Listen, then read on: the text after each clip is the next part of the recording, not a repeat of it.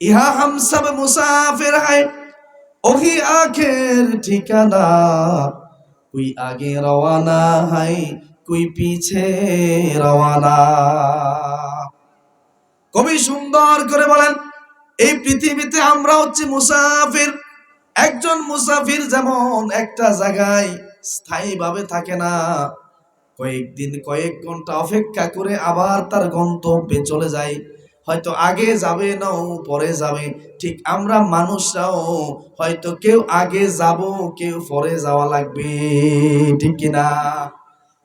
এই জন্য এই পৃথিবীতে আমরা চিরস্থায়ীভাবে কেউ থাকবো না। আমরা আমাদের গন্তব্যস্থল, আসল জায়গা যেটা কবর, সেই কবর নামক বাড়িতে আমরা যাওয়া লাগবো কি?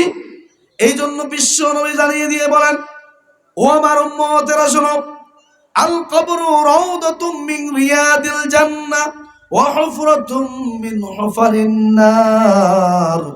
ও আমার উম্মতেরা শোনো, যেই 3.5 হাত মাটির ভিতরে তোমাদেরকে কবরের ভিতরে দাফন করা হবে, এই কবরের ভিতরে তোমাদের যাদেরকে দাফন করা হবে, কেউ আগে যেতে হবে, কেউ পরে যেতে হবে, কিন্তু এই কবরটা কারো জন্য জাহান্নামের গর্ত হয়ে যাবে। নাউজুবিল্লাহ।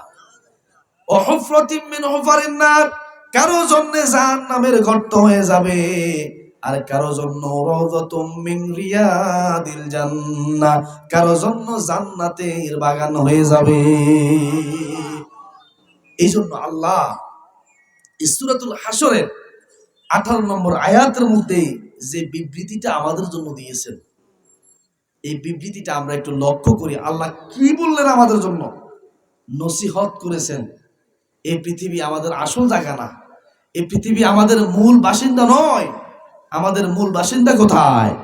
এই জন্য আল্লাহ রাব্বুল আলামিন স্পষ্টভাবে বলেন, ইয়া আইয়ুহাল্লাযীনা আমানু তাকুল্লাহা ওয়াল তানজুর নাফসুম মা কদ্দামাত লিগাদ ওয়াত্তাকুল্লাহা ইন্নাল্লাহা খাবীরুম বিমা তা'মালুন। আল্লাহ পাক বলেন, ও দুনিয়ার ঈমানদার শোনো, ও দুনিয়ার মুমিন শোনো, ও দুনিয়ার কালেমা পড়নেওয়ালা শোনো, তোমরা আমি আল্লাহকে ভয় করো। কাকে ভয় করো? আল্লাহকে ভয় করো। ওয়াল তানজুর নাফসুম মা কদ্দামাত লিগাদ, এবং তোমরা খেয়াল রাখো, তোমরা তোমাদের পরবর্তী জীবনের জন্য কি সঞ্চয় পাঠাও। কার কথা? ওয়াল তানজুর, তোমরা লক্ষ্য করো, নাফসুম মা কদ্দামাত লিগাদ, প্রত্যেকেই তোমরা লক্ষ্য রাখো আগামী দিনের জন্য তোমরা কি পাঠাচ্ছ। কি আমরা দুনিয়াতে ভবিষ্যৎ ফিউচার প্ল্যান করি, আমরা যে আমরা ডিপোজিট করি, ব্যাংকে বীমা করি, ব্যাংকে টাকা জমাই কিনা? এই টাকাগুলো কেন জমাই? এই টাকাগুলো আমরা পরবর্তীতে যখন মোটা অঙ্কের একটা টাকা হবে, এই টাকা দিয়ে আমরা কিছু করতে পারবো, কি ঠিক কিনা? কিন্তু আল্লাহ বলতেছে, বান্দা তোমারটা তুমি দুনিয়াতে করো, তবে ওইটাও লক্ষ্য রাখতে হইবে। ওয়াল তানজুর নাফসুম মা কদ্দামাত লিগাদ, তুমি দুনিয়ার সঞ্চয় করো, তবে লক্ষ্য রাখো তুমি আখিরাতের জন্য কি পাঠাচ্ছ। কারণ একজন ব্যক্তি যখন তার ব্যাংকের মধ্যে কোটি টাকা পড়ে থাকবে, যখন তার দেহ থেকে নিঃশ্বাসটা চলে যাবে, যখন সে দুনিয়াতে ইন্তেকাল করবে, তখন তার এই ব্যাংকের টাকাগুলো কি তার সাথে যাবে? জমিগুলো যাবে, দোকানগুলো যাবে, কোন সম্পদ তার সাথে যাবে না, তার সাথে যাবে ঈমান আর আমল, ঠিক কিনা? এই জন্য আল্লাহ পাক বলেন, বান্দা তোমরা লক্ষ্য রাখো, তোমরা পরকাল কিয়ামতের জন্য তোমরা কোন জিনিস পাঠাও। তার কথা। এখন আমরা কি চিন্তা করি, আমরা কি আমাদের মৃত্যুর পরে যে স্থায়ী যেখানে যে ঘরে আমরা থাকবো, সেই ঘরের কিছু পাঠানোর জন্য কি আমরা চেষ্টা করি? আমরা তো কোনোদিন তাজকিয়ে নফস, আত্মসমালোচনা আমরা করি না। আল্লাহ রসুল আত্মসমালোচনার কথা বলেছেন যে তোমরা প্রত্যেক রজনীতে যখন ঘুমোতে যাবে তখন তোমরা একটু নিজেদেরকে নিয়ে আত্মসমালোচনা করবে। কি করবে? আত্মসমালোচনা করবে। আত্মসমালোচনা কোনটা? আপনি চোখ বুঝে একটু চিন্তা করবেন, আজকের এই 24টা ঘন্টার মধ্যে আমি কি করলাম, আমি কি নেকামল করলাম। আজকে 24 ঘন্টার মধ্যে 5 ওয়াক্ত নামাজ আমার উপরে ফরজ ছিল, এই 5 ওয়াক্ত নামাজ কি আমি পড়লাম কিনা? এই 5 ওয়াক্ত নামাজের পরে আমার উপরে কোরআন তেলাওয়াত, দ্বীনি ইলম তলব করাটা ফরজ ছিল, আমি কি সেটা করলাম কিনা? এরপরে যখন রাত্রিবেলা চিন্তা করবেন, আল্লাহর কাছে তো আমি ওয়াদা দিয়ে আসছি, ইন্নাল্লাহা আশতারা মিনাল মুমিনিনা আনফুসাহুম ওয়া আমওয়ালাহুম বিআন্না লাহুমুল জান্নাহ, যে আল্লাহ তো আমাকে বলেছেন যে নিশ্চয় আমি মুমিনদের নিকট থেকে তাদের জান আর মালের বিনিময়ে জান্নাত কি করছেন? ক্রয় করছেন, অথবা জান্নাতের বিনিময়ে মুমিনদের জান আর মাল ক্রয় করেছেন। এখন এই চিন্তা যদি আপনি করেন, আহারে আল্লাহ তো আমার কাছ থেকে জান আর মাল লই গেছে, বিনিময়ে কি দিবে? জান্নাত দিবে। এখন দুনিয়াতে যদি জান আর মালটা যদি আল্লাহর রাস্তায় না দেই, মৃত্যুর পরে কি আল্লাহ জান্নাত দেবে? কি কথা বুঝুন না মনে হয়? আল্লাহ পরীক্ষা করবেন, দেখবেন আপনাকে, আপনাদের মধ্যে কে ওয়াদার মধ্যে সব শক্ত আছেন, মজবুত আছেন। ফালা ইয়ালামান্নাল্লাযীনা সাদাকু ওয়ালা ইয়ালামান্নাল কাযিবিন। বান্দা তোমাদের মধ্যে কে সত্যবাদী আর কে মিথ্যাবাদী, এটা আমরা একটু দেখব। কে বলতেছেন? আল্লাহ বলছে এটা দেখব। আমাকে তো ওয়াদা দিয়ে গেছো, এই ওয়াদা দেওয়ার পরে ওই ওয়াদার উপরে তুমি কতটুকু থাকো। তবে বান্দা ওয়াদাল্লাহি হাক্ক, আমি আল্লাহর ওয়াদা ফাঁকাভুক্ত, আমার ওয়াদা এক চুলো লটচট হবে না, কিন্তু তোমার ওয়াদার মধ্যে তুমি ঠিক থাকো। এখন আমরা কি আমাদের ওয়াদার মধ্যে ঠিক আছি? আল্লাহ আমাদেরকে স্মরণ করিয়ে দেয়, যখনই এই তাফসির মাহফিল হবে, যখনই মসজিদে আলোচনা হবে, তখন আপনি বুঝবেন আলেমরা আপনাদেরকে স্মরণ করিয়ে দিচ্ছে। আমরা তো ভুলে যাই, আমরা মনে করি যে পৃথিবী আমাদের জন্য আসল, এটাই আমাদের মূল, কিন্তু আসলে এই পৃথিবী কারো জন্য মূল থাকার স্থায়ী বাসিন্দা। এই জন্য আল্লাহ পাক বলেন, ও দুনিয়ার ইমানদার শোনো, তোমরা আল্লাহকে ভয় করো এবং মৃত্যুর পরবর্তী জীবনের জন্য কিছু সঞ্চয় পাঠাও, কিছু পুঁজি পাঠাও। আল্লাহ পাক এখানে ইমানদারদের ব্যাপারে বলেছেন। আল্লাহ রাসূল ইমানদারের সংজ্ঞা দিতে গিয়ে বলেন, লা ইউমিনু আহাদুকুম হাত্তা আকুনা আহাব্বা ইলাইহি মিন ওয়ালাদিহি ওয়া ওয়ালাদিহি ওয়ান নাসি আজমাইন। আল্লাহ রাসূল বলতেছেন, ও আমার উম্মতেরা শোনো, তোমরা ততক্ষণ পর্যন্ত পরিপূর্ণ ঈমানদার হতে পারবে না যতক্ষণ পর্যন্ত তোমাদের সন্তান, তোমাদের মা বাবা, তোমাদের আত্মীয় স্বজন সবগুলোর চাইতে আমাকে বেশি মহব্বত না করবে। এখন আমরা সন্তানের মায়া, সন্তানের মহব্বত, মা বাবার মহব্বত, দুনিয়ার মহব্বত আমাদেরকে কি করেছেন? গ্রাস করেছেন। আমরা এই মায়া মহব্বতের মধ্যে পড়ে আমরা কাকে বলে গেছি? কথা বলেন, কাকে বলে গেছি? এই জন্য আল্লাহ বলতেছে, বান্দা আমাকে বলে গেলে চলবে না। ওয়াল তানজুর নাফসু মা কদ্দামাত লিগাত। তোমরা মৃত্যু পরবর্তী জীবনের জন্য চিন্তা করো, একটু লক্ষ্য করো কি পাঠাচ্ছ। দুনিয়াতে ছেলের জন্য, মেয়ের জন্য, নিজের পরিবারের জন্য সবটাই তো করো, কিন্তু তোমার জন্য কি করো? একটু চিন্তা করো, একটু লক্ষ্য করো। কে বলতেছেন? আল্লাহ বলতেছেন। সবটাই তো তোমার দুনিয়াতে থাকবে, ব্যবসা বাণিজ্য, কোটি টাকার সম্পদ, ব্যাংক ব্যালেন্স, মসজিদে বাড়ি জায়গা কিনছেন, ঢাকাতে কিনছেন, মতিঝিলে কিনছেন, এরপরে আপনার মিরপুরে কিনছেন, হ্যাঁ, এরপরে বিভিন্ন জায়গায় কিনলেন, কিন্তু মৃত্যুর পরে সব জায়গা পড়ে থাকবে, ঠিক কিনা? আপনার আমার সঙ্গে কি যাবে? আল্লাহ ওটাই স্মরণ করে দিচ্ছেন যে বান্দা তুমি এটা চিন্তা করো যে তোমার মৃত্যুর পরবর্তী জীবনের জন্য তুমি কি পাঠাও। বিপদ মুসিবত আমাদের কাছে আসবে কি আসবে না? কি মানুষ বলে না, মুরব্বীরা আপনারাই তো বলেন যে সদকা থেকে বলা দূর, সদকা থেকে কি দূর? বলা দূর। সদকা, দান সদকা আল্লাহর রাস্তায় যত বেশি করবেন, আল্লাহ বলতেছে বান্দা আমি আমার বান্দার থেকে বিপদ মুসিবতকে একটু দূরে ঠেলে দিব। আমার প্রিয় ভাইয়েরা খুব লক্ষ্য করুন, বনি ইসরাইলের জমানায় মূসা আলাইহিস সালাম একদিন আল্লাহর সাথে কথোপকথন করার জন্য তুর পর্বতের দিকে যাচ্ছেন। কোথায় যাচ্ছেন? তুর পর্বতের দিকে যাচ্ছেন। প্রতিমধ্যে এমন একজন লোকের সাথে সাক্ষাৎ হলো। ওই লোকটা মূসা আলাইহিস সালামকে বলল, ইয়া মূসা, তুমি তো মালিকের সাথে কথা বলো, মালিক তোমার সাথে কথা বলে। ও মূসা, তুমি আল্লাহকে মালিককে জিজ্ঞাসা করবা, একটু বলবা, যাতে আমার বিপদ মুসিবত খারাপ জিনিস আসার আগে যেন আমার আল্লাহ আমাকে জানিয়ে দেয়। মূসা আলাইহিস সালাম বলল, আল্লাহর গোলাম শোনো, এটা কখনো সম্ভব নয়। একজন নবীদেরকেও আল্লাহ পাক এটা জানান নাই, তার বিপদ মুসিবত আসার আগেও এটা জানান নাই, তোমাকেও জানাবে না, এটা কখনো সম্ভব নয়। এটা বরঞ্চ তোমার জন্য খারাপ হবে। ওই লোকটা বলল, মূসা, আমার যদি খারাপ হয় তারপরেও আল্লাহর কাছে তুমি এটা সওয়াল করবা, যাতে করে আমার বিপদ মুসিবতের আগে আমাকে সব জানিয়ে দেয়। মূসা আলাইহিস সালাম চলে গেলেন তুর পর্বতের পাশে। সেখানে মালিকের সাথে সালাম বিনিময় হলো, কৌশল বিনিময় হলো। এক পর্যায়ে মূসা আলাইহিস সালাম আল্লাহকে বললেন, মালিক, তোমার একজন পাগলা বান্দা আমাকে একটা দরখাস্ত দিয়েছে তোমার কাছে দেওয়ার জন্য। তখন আল্লাহ পাক বললেন, মূসা বলো। আসলে কি আল্লাহ পাক জানে না এটা?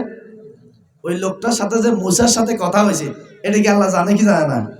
তারপরেও মূসা আলাইহিস সালামের কাছে শুনতেছি, ও মূসা, ওই লোকটার দরখাস্ত কি একটু পেশ করো। মূসা আলাইহিস সালাম বললেন, ও আল্লাহ, তোমার ওই বান্দা বলেছে তার বিপদ মুসিবত আসার আগে তাকে যেন জানিয়ে দেওয়া হয়। আল্লাহ পাক বললেন, মূসা, এটা কখনো সম্ভব নয়। একজন বান্দার বিপদ মুসিবত আসার আগে কখনোই তাকে জানানো হবে না, বরঞ্চ এটা যদি তাকে জানানো হয় তার জন্য আরো ক্ষতি হবে। মূসা, তুমি তাকে বলে দিও এটা কখনো সম্ভব নয়। মূসা আলাইহিস সালাম বললেন, আল্লাহ, তোমার এই পাগলা বান্দা আবদার করেছে যাতে করে বিপদের আগে তুমি তাকে জানিয়ে দাও, দরখাস্ত করেছে। আল্লাহ পাক পরবর্তীতে বলল, মূসা, যাও, আমার ওই বান্দার দোয়াটা আমি কবুল করলাম, তার বিপদ মুসিবত আসার আগে আমি তাকে জানিয়ে দিব। একদিন মূসা আলাইহিস সালাম আল্লাহর সাথে কথা বলতেছেন, এমত অবস্থায় আল্লাহ পাক ডাক দিয়ে বললেন, মূসা, আমার ওই বান্দাকে তুমি বলে দিবে আগামী দিন শুক্রবার বিকাল নাগাদ তার গরুটা মারা যাবে। খুব মনোযোগী হন, শিক্ষণীয় বিষয়। কিন্তু মূসা আলাইহিস সালাম প্রতিমধ্যে যাওয়ার পরে ওই লোকটাকে ডাক দিয়ে বললেন, ও আল্লাহর বান্দা শোনো, আল্লাহ পাক আমাকে মেসেজ দিয়েছেন আগামী শুক্রবার দিন তোমার গরুটা মারা যাবে। ওই লোকটা হেসে দিয়ে বললেন, মূসা, আমি বলছি না তোমাকে, আমার বিপদের কথা যদি আমি আগে জেনে যাই তাহলেই তো আমার জন্য ভালো। এখন আগামী শুক্রবার আসার আগে আমি গরুটা বিক্রি করে দেব, তাহলে আমি টাকা পেয়ে যাব। আর যদি এটা না জানতাম তাহলে শুক্রবার গরু মারা যেত, আমি কোনো টাকা পেতাম না। চলে গেল বাড়িতে। যাওয়ার পরে গরু নিয়ে গেল কসাইয়ের কাছে। সেখানে নেওয়ার পরে সেই গরুটা মোটা অঙ্কে বিক্রি করে দিল। মোটা অঙ্কে বিক্রি করে দেওয়ার পরে আবার কসাইকে বলে দিল, ভাই শোনো, আগামী শুক্রবার দিন এই গরুটা মারা যাবে, এর আগে তুমি জবাই করে গোশত বিক্রি করে দিও, নচেৎ তুমি কিন্তু লসের মধ্যে পড়ে যাবে, ক্ষতির মধ্যে পড়ে যাবে। ওই লোকটা কাজ ওইভাবে করেছে। কিছুদিন পরে আবার মূসা আলাইহিস সালাম আল্লাহর সাথে কথা বলতেছেন। ওই অবস্থায় আল্লাহ পাক ডাক দিয়ে বললেন, মূসা, আমার ওই বান্দাকে বলে দিও আগামী পরশু রাত্রে তার ঘরের ভিতরে চোর ঢুকে তার সব সম্পদ নিয়ে যাবে। মূসা আলাইহিস সালাম যাওয়ার পথে লোকটাকে ডাক দিয়ে বললেন, ও আল্লাহর গোলাম শোনো, আল্লাহ পাক আমাকে মেসেজ দিয়েছেন আগামী পরশু রাত্রে তোমার ঘরে চোর ঢুকবে, ঘরে চোর ঢুকে তোমার সব মাল সামান নিয়ে যাবে। তখন ওই লোকটা হাসতে হাসতে উল্লাস করতেছে, মুসা আমি তো তোমাকে বলেছি আমি যদি বিপদের আগে জেনে যাই তাহলে আমার জন্য ভালো হবে। তখন মুসা আলাইহিস সালাম বলল, এত হাসো না, এটা তোমার জন্য অমঙ্গল হবে। ওই লোকটা বাড়িতে চলে গেলেন, তার বিবিকে ডাক দিয়ে বললেন, ও বিবি শোনো, আগামী পরশু রাত্রে কাউকে কিছু বলবে না, আগামী পরশু রাত্রে আমাদের ঘরে চোর ঢুকে সব নিয়ে যাবে, সবগুলো বের করো, প্যাক করো। গয়নাগাটি নিল, টাকা পয়সা নিল, সব কিছু নিয়ে পাশের আরেকটা বাড়ির মধ্যে রেখে আসলো নিরাপদ। ভাই আপনি আমার মালগুলো গচ্ছিত রাখেন। এখন পরশু রাত্রে সে ঘুমোচ্ছে, ঘুমায় নাই, সে কম্বলের পাক দিয়ে দেখতেছে ঘটনা কি দেখি। এক সময় দেখলো চোর শিক কেটে ঘরে ঢুকতেছে, কম্বলের ফাঁক দিয়ে বলতেছে, ও চোর শোনো, আমি তো গত 2 দিন আগে সংবাদ পেয়েছি তুমি ঘরের ভিতরে ঢুকে মালগুলা নিবে, তুমি তো ঘরে ঢুকে কিছুই পাবে না, আমার সব মাল তো আমি অন্য জায়গায় রেখে এসেছি। চোরে ঢুকে কিছু পেল না। কিছুদিন পরে মুসা আলাইহিস সালাম আল্লাহর সাথে কথা বলতেছেন, ওই অবস্থায় আল্লাহ রাব্বুল আলামিন ডাক দিয়ে বললেন, ও মুসা, আমার ওই বান্দাকে আজকে মেসেজ দিবা আগামী শনিবার দিন সেই দুপুরের পরে মারা যাবে।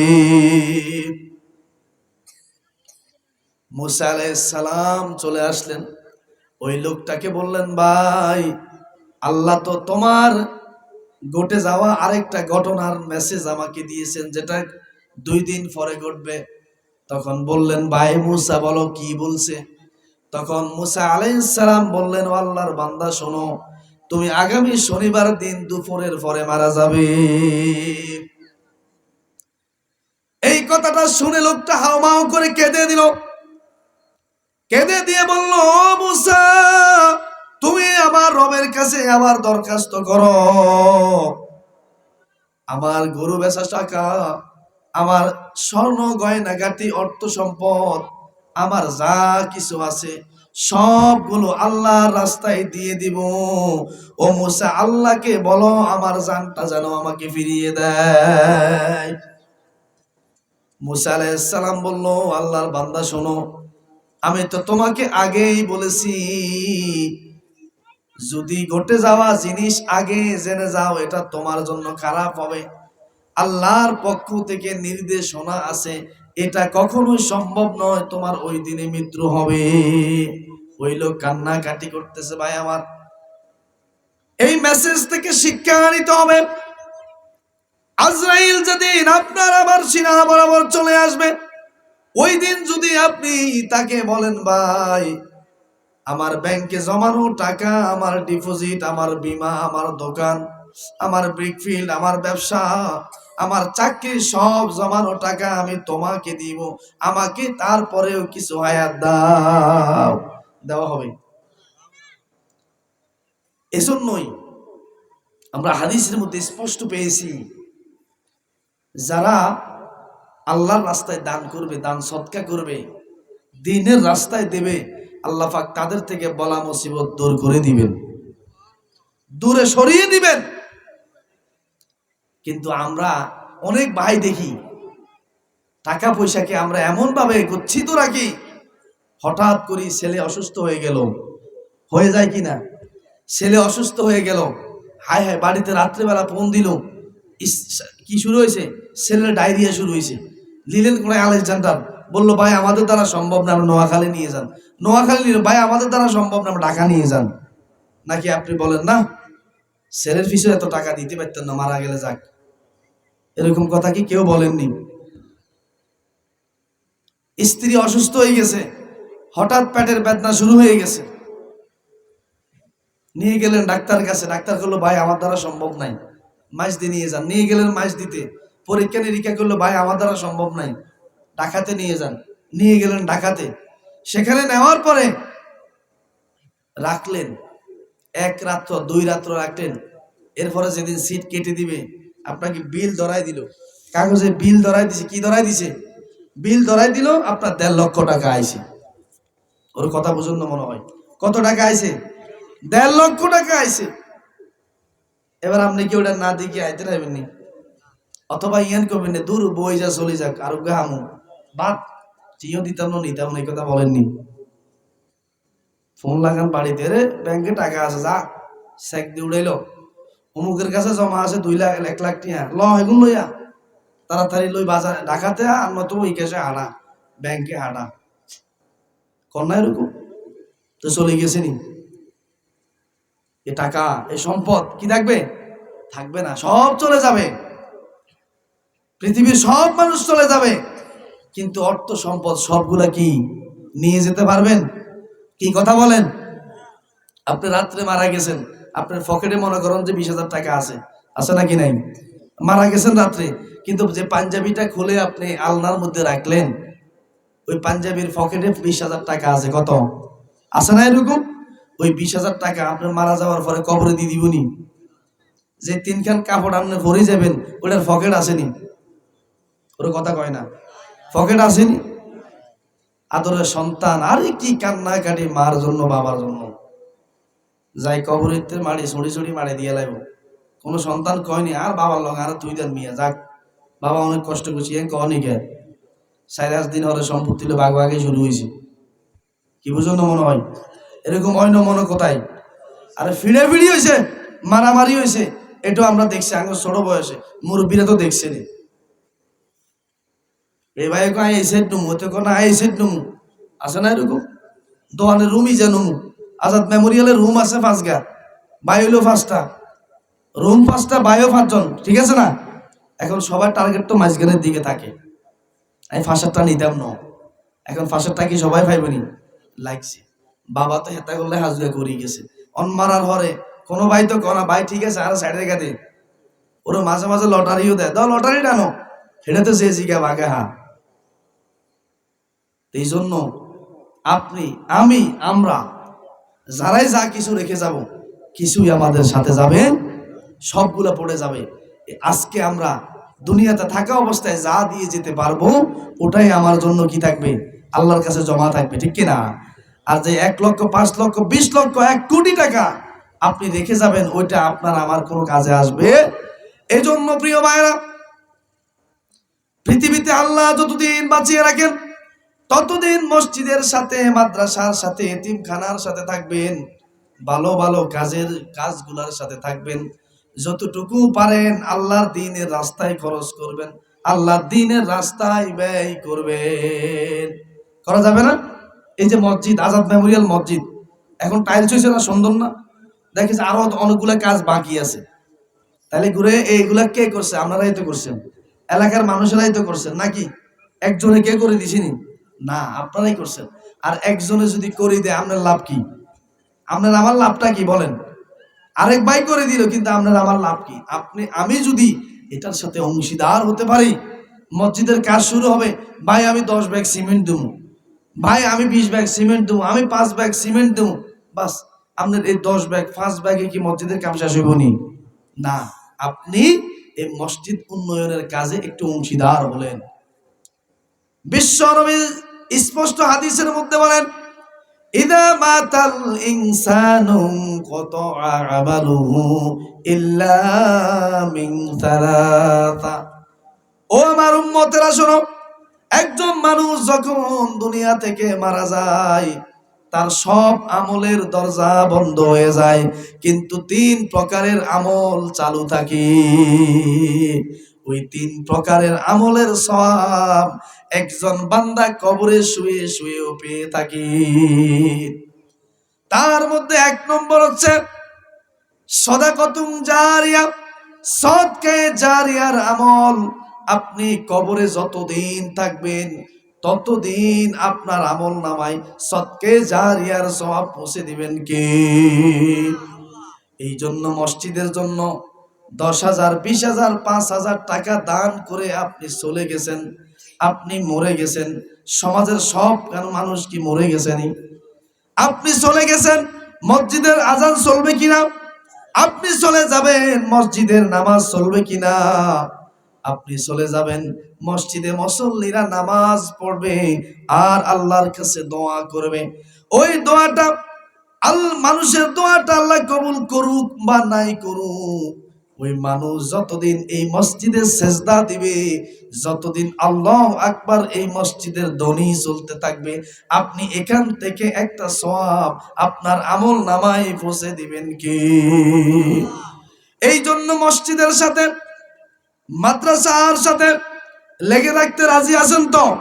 রাজি আছেন তো ইনশাআল্লাহ? কারা কারা আছেন আল্লাহকে দেখান। নারায়ে তাকবীর, নারায়ে তাকবীর, নারায়ে তাকবীর, আল্লাহু আকবার। হাত নামান। নেক কাজের সাথে, ভালো কাজের সাথে থাকবেন। যে যেদিকে যান, আমাদের মসজিদ বাস এটা ভালো থাকবে, পরিপাটি থাকবে, সুন্দর থাকবে। আপনার সমাজের মসজিদ যদি অসুন্দর থাকে, তাহলে মানুষ আপনাদেরকে তো বলবে, আমাদেরকে কি বলবেন? আমরা কি এই সমাজের লোক নেই? আর আপনাদের মসজিদ যদি পরিপাটি থাকে, আলহামদুলিল্লাহ, মানুষ বলে না রে এই সমাজের মানুষগুলো ভালো, এই এলাকার মানুষগুলো ভালো। মসজিদ আল্লাহর ঘর, যেটা পৃথিবীর শ্রেষ্ঠতম ঘর, এই ঘরটাকে তারা সুন্দর করে রাখছে। ভাই মাঝে মাঝে কিছু লোকের বাড়িতে গেলে আশ্চর্য হয়ে যায়, টাইলস করা এমন ভাবে করে, আল্লাহ আল্লাহ কি অবস্থা করে রাখছে। সমাজের মসজিদে গেলে দেই যে ওরে আয়ে কি অবস্থা, কি ভাই। এখন মসজিদ সুন্দর নাই, মসজিদ বালু, মুসল্লিরা সেজদা দিতে পারে না, অথচ আমরা বাড়িতে টাইলস করে রাখছি। সামনের বারান্দা, পিছনের বারান্দা, নিজের রুম, বেডরুম, হ্যাঁ, ওরে ওয়াশরুমের ভিতরে পর্যন্ত টাইলস আছে নাকি নাই? ভাই জবাব কিন্তু আল্লাহর কাছে দিতে হবে। আপনি মরে যাওয়ার পরে সব পড়ে থাকবে, কিন্তু এই মসজিদও থাকবে, আপনি চলে যাবেন, কিন্তু এই মসজিদে যেটা দান করে যাবেন, এটা কি চলে যাবেনি?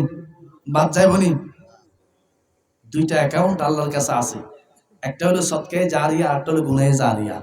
সদকায়ে জারিয়া হচ্ছে আপনি মসজিদের জন্য দান করবেন, মাদ্রাসার জন্য দিবেন, এতিমখানার জন্য দিবেন, হেফজ বিভাগের জন্য দিবেন, সামাজিক কাজ করবেন, ভালো ভালো কাজগুলা করবেন, বাস এটা আপনার সদকায়ে জারিয়া হিসেবে থাকবে। কার কাছে?